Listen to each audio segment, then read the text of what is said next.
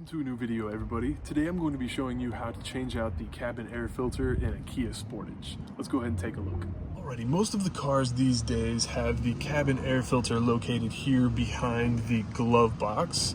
You're going to want to go ahead and open that up, and this little arm right here needs to come off of this peg. So you're just going to grab yourself a little pair of pliers to kind of squeeze that peg together, and then you'll be able to release that little arm. We can push it up out of the way, and then if you'll notice, you can kind of see it on the inside here, there is a little bit of a separation right there. On each side is where we're going to be squeezing in, and there's like a little peg or a little foot that's going to release this little guy right here.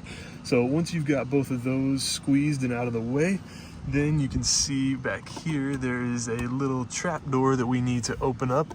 You're going to squeeze on this end, push these two little pegs together, and you can swing that little door right open.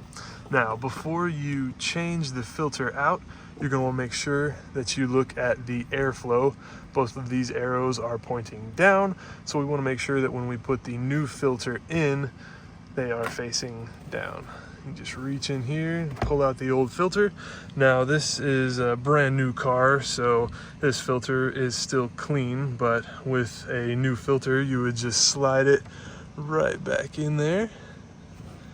Make sure it goes all the way in on each side, and of course you want to make sure, like I said again, that those airflow arrows are going the same way. Push it in, and then you're going to take your little door.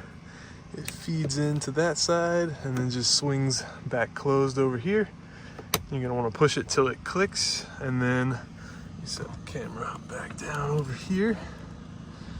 You're going to want to make sure that you squeeze both of the little pegs, or the little sides with the pegs again, to get the door back into place.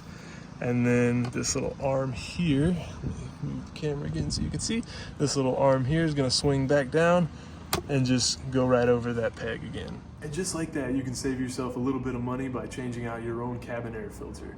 Thanks so much for stopping by and checking out the video. If you have any questions, let me know in the comments. I'll be leaving a link in the description down below for one of these replacement filters if you want to go ahead and do your own. Again, thanks so much for stopping by and checking out the video, and I hope to see you in my next one.